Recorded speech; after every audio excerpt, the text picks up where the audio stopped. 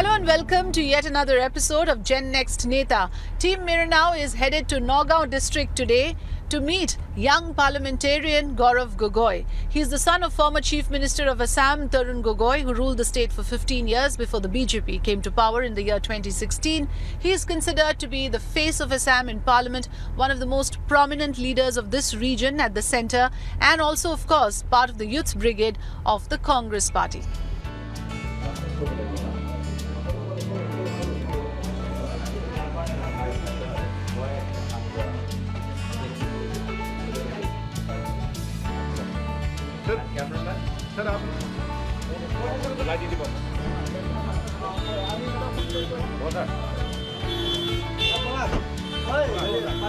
I'm sitting with young and dynamic Gaurav Gogoi, who is seeking re-election from the Kolyabor constituency of Assam. Welcome to Miranao. A pleasure to have this opportunity to talk to you. Thank you. Gaurav, I want to begin by asking you that your party ruled the state for 15 years, but you have lost ground to the BJP, both in the Lok Sabha elections and in the state elections. What do you think is the reason for that? Well, on the hindsight, there were a lot of promises which were made by the party, by the BJP party, if they will come to power at the center, and if they would come to power at the state. And like all promises true of BJP, they all are false and yet to be implemented. So no doubt, after 15 years in being in one state, people want to see a change. It's natural, it's part of our democratic process. But at the same time, coming to power on the back of false promises and false hope is also quite, I think I would say, quite sorry to say on the part of the BJP. And people of India and Assam are beginning to realize that. Well, the other factor that a lot of experts feel is a reason is because you have lost some of your promising leaders. For instance, Mr. Himanta Biswa Sharma, your loss has become the BJP's gain. Today he's an asset to the BJP, he has become their chief strategist. Don't you think that could be a factor as well in the way you have lost ground in the state? Well, Prime Minister Modi said, "Na khaunga, na khane dunga." When Himanta Biswa Sharma was with the Congress party, his name was pushed by the BJP as someone implicated in Sharda scam, as someone implicated in the Louis Burgess scam. Now, after saying "na khaunga, na khane dunga," BJP inducts Himanta Biswa Sharma in Assam and Mukul Roy in West Bengal. So it just exposes the double speak of the BJP when they talk about ending corruption.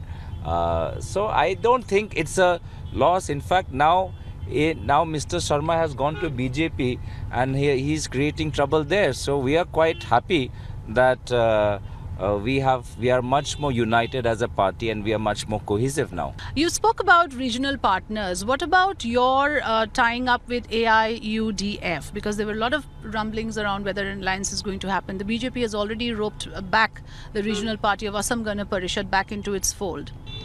Congress does not stand for communal politics, be it of any religion.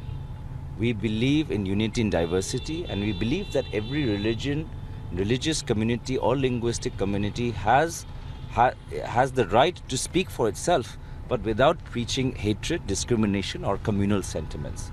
So BJP and AIUDF are two sides of the same coin. They both practice communal politics. Congress believes in empowering each and every community.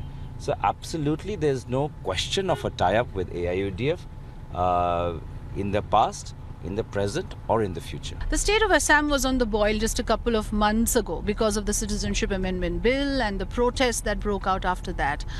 Now the BJP still has it in their manifesto. What would be the Congress's position? How would you make sure that something like this, which goes against the NRC process, interestingly, which your father, Mr. Gaurav Gogoi, had initiated in his term, how are you going to, what is the policy that the Congress will have on this issue which affects the entire state and all its people? The Congress has officially declared in its manifesto that if voted to power, we will withdraw the Citizenship Amendment Bill. And therefore, on the issue of Citizenship Amendment Bill, the voter of Assam has two choices. BJP, who have clearly supported the Citizenship Amendment Bill, Prime Minister Modi has come to Guwahati, and as you said, despite overwhelming public protests, he further reiterated his support of the Citizenship Amendment Bill And Rahul Gandhi has stood with the people of Assam, has stood with the people of Northeast. It is the Congress party who opposed the citizenship bill in the Rajya Sabha, and it is the Congress party which has firmly and clearly specified in its manifesto that we will withdraw. Citizenship bill is a bill that is unconstitutional. Our constitution represents the best of Indian democratic values and traditions. Citizenship bill goes against that. It goes against the popular public sentiment of the Northeast. In Prime Minister's imposition of this bill, without building consensus, without building democratic consensus, shows his authoritarian streak, shows his dictatorial mindset, and people of Northeast especially are quite sensitive to something being imposed upon them against their wishes. Right. The other issue, of course, is what is again creating a lot of debate now is the AFSPA and the Congress's position that it plans to scrap the AFSPA. Can you give us more clarity on whether that's important? Because militancy in the last few years we have noticed has been under control. Do you think scrapping AFSPA is a good idea? The Indian Army is one of the best armies in the world.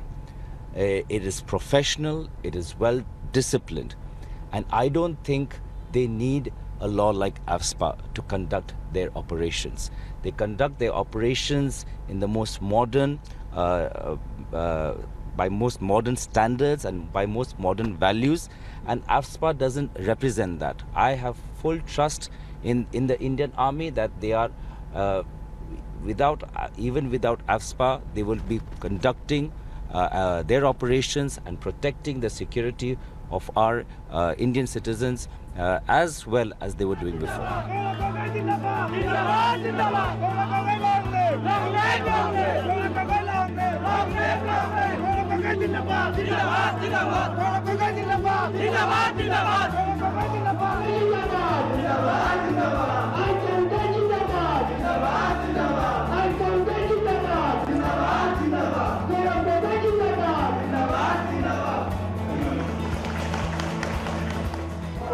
বানপানী সমস্যা হোক, জলপানী সমস্যা হোক, নিবনুৱা সমস্যাই হোক, যিমানখিনি সমস্যা আছে, এনআৰচিয়ে হোক বা চিটিজেনশ্বিপ এমেণ্ডমেণ্ট বিল হোক, প্ৰত্যেক সমস্যা মই পাৰ্লিয়ামেণ্টৰ ভিতৰত প্ৰত্যেক সমস্যালৈ মই পাৰ্লিয়ামেণ্টৰ ভিতৰত মাত মাতিছোঁ।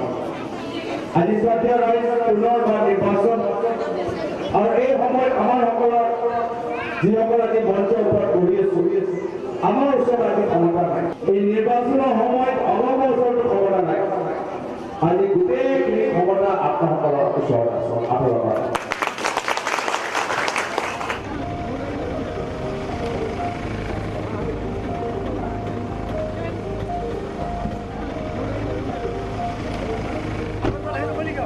Election rhetoric aside, when you look at the ground level, it is believed that the BJP has got tremendous organizational skills. They have spread their tentacles into the grassroots of Assam. They have, in fact, managed to lure Congress strongholds like the T-tribe vote, for instance, into their folds. Now, they have managed to do this because of their ground level support and the cadre, and Congress seems to be missing out or lagging behind in that. Do you agree? Yes, BJP has an organization which is bigger and more financially stronger than the Congress party. Have you not seen the recent reports of electoral bonds, a scheme created for BJP and its corporate donors? The more than 90% of electoral bonds go to BJP.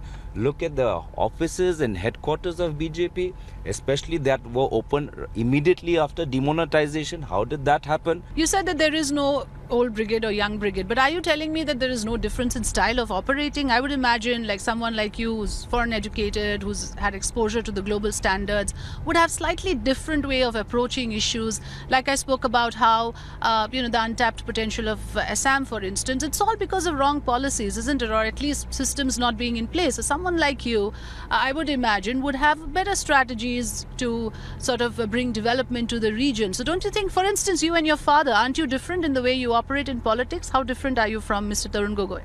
Well, I'll go back to the first part of your question, which is, yes, there are different leadership styles. And I think Congress is a party which accepts different leadership styles. as opposed to the BJP where there's only one leader or one and a half leaders and one blog minister.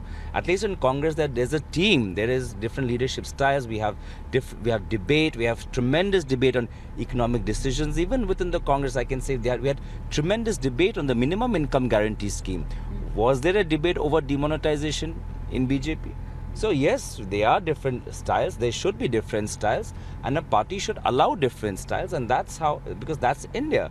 And I think Congress, best represents that, best gives the space for democracy and for young people to assert their own individual leadership styles. Yes. And yes, when it comes to my father, I think I have.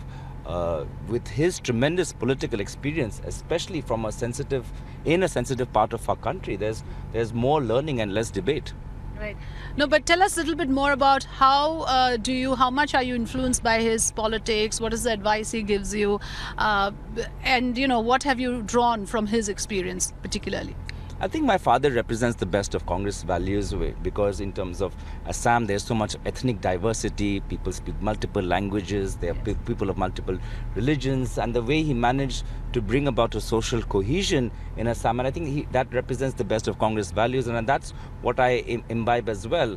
If I want to understand what Congress is, he is a living example of that.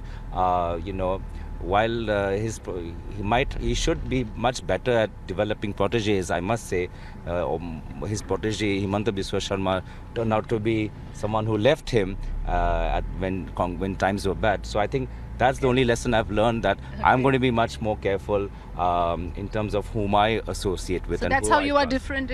You're different from your father in who you trust. You're more careful. Is that what you're saying? How are you different from his brand of politics? I think yes. I mean, looking at Himanta Biswa Sharma, to see that here is someone who started his career in ASU, who had links with Alpha, who was in Congress, then went to BJP. If I come across certain person, who wants to work with me, but has a history of jumping, I'm going to be a lot more careful than my father. That's interesting. I also want to ask you at the personal level, because this is a program on the Gen Next leaders. So I want to know more about how you operate as a parliamentarian, as a politician. What is your day like, and how do you manage a work-life balance? How do you manage to draw your energy? Where do you manage to draw your energy from? Well, I'm also a new parent. My son is only 2.5 years, 2 years and 7 months. So for me, I'm still enjoying parenting a lot, and I try to spend as much time with him, and I try to be a very hands-on father. I believe in a modern family. You get time for that? Well, whatever time I get, I feel that a modern father should also be part of household work, household chores. There is no clear division in terms of what a mother is expected to do or what a father is expected to do. We are both parents, and I think that's what I try to create in my house, and I try to ensure that the values that I imbibe is what I pass on to my son as well. Okay. Now, you were a first-time MP, and this was your first stint in Parliament. And of course, there were a lot of fiery debates. There was a lot of issues where there were face-off between the Congress and the BJP. And I believe your record in terms of filing private members' bill or in terms of asking questions is pretty good. But tell us more about your defining moments as a first-time MP in the Lok Sabha. Well, I must say, what you've said is also nice, but I've also been known for, disrupting and shouting, and I've also been suspended on more than one occasion. So as I'm one of those, what they say in cricket, that I'm an all-rounder, that I try to do my best when it comes to legislative debate. I try to do my best when it comes to, my performance in my own constituency. And of course, when it comes to agitating and doing political activities, I whether within or outside the parliament, I try to contribute to the party and to the issues as much as possible. But I must say, being in the parliament, I think politicians are greatly undervalued, because when I listen to debates, and I'm listening to members of parliament representing the concerns of their constituencies, the amount of knowledge they have in terms of what development they need, whether in terms of infrastructure, rail, jobs, industry, I think that shows a tremendous concern that an elected member of parliament has for his or her constituency. And unfortunately that does not come across. So maybe there needs to be more movies of showing politicians in a good light, and maybe a few movies of showing politicians in a negative role. Of the view that I believe in the in democracy, and I believe in people's right to protest. When it comes to inciting violence against other communities, I feel politicians are getting away far too easily with their statements in India, and there needs to be a law curbing politicians, especially when elections come, regarding their speech, regarding their tone, whether it's an election commission or by the police. I think politicians need to be much more scrutinized when it comes to hate speech.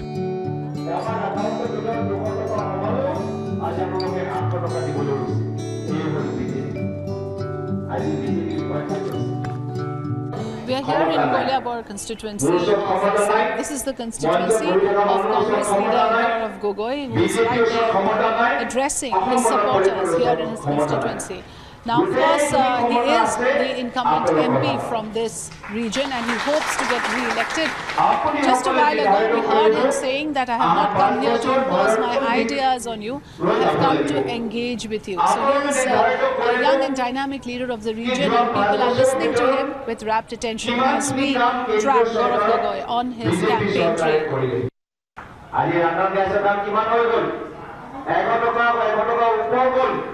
আর আমাদের 300 টাকা আছে আমি কোনসি অত্যাচার BJP vote দিও আমার কাছে আধা কইব আপনার কাছে 1000 উপর দিছে আমার অ্যাকাউন্টে ভিতর 200 টাকা হলো আজ আপনাকে 800 টাকা দিবলে রইছে এই হল বিজেপি কেরোসিন তেল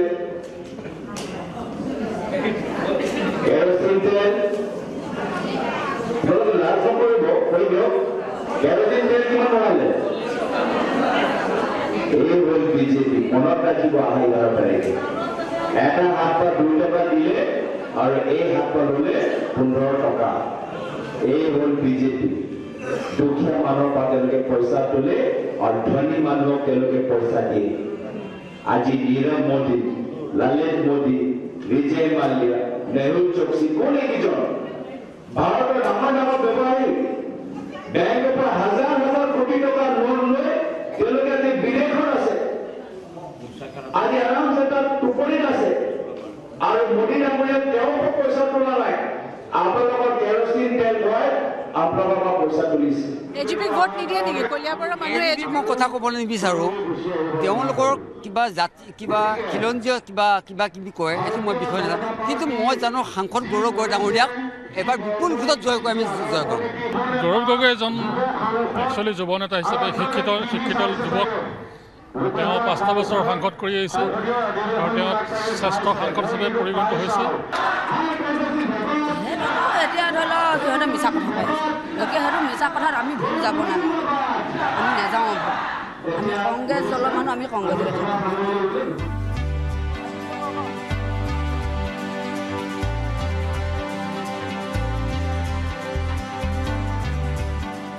I want to ask you, how has been your day so far? We are following you on your campaign trail. Across all ages, people are coming and supporting us and listening to us, and we are able to resonate with their concerns. We are able to engage with them, and we are building a dialogue. And I think that's what's necessary. I think what today's India needs leaders that can have a dialogue with them, can speak to their core issues, and not always be involved in bashing their opponents when it comes to elections. One last question. I heard you mention about how the people should look at Rahul Gandhi as the Prime Minister, but that is something your party has not explicitly said when you spoke to your allies in the Mahagathbandhan. But are you, during your poll campaign, projecting Rahul Gandhi as the Prime Minister if at all there is an alliance with other parties at the centre? I've always maintained that in my personal view, there is no better Prime Ministerial candidate than Shri Rahul Gandhi ji, and it is not my personal view. Many leaders of regional parties have also stated that. From DMK, Mr. Stalin has stated that. From GMM, Mr. Hemant Soren has stated that. Mr. Tejasvi Yadav from RJD has stated that. Mr. HDK Kumaraswamy from JDS has stated that. So this is a popular view. It's not just my view, it's a popular view of other regional parties as well. Sir कांच नीचे करो ऐसे ठीक है वो तो হা আপুনি কৰিব আৰু ঠিক হ'বতো আপুনি লাগি দিবা তুমি হা লাগি দিবা দেই কিবা কৰিব হেল্প কৰিব দেই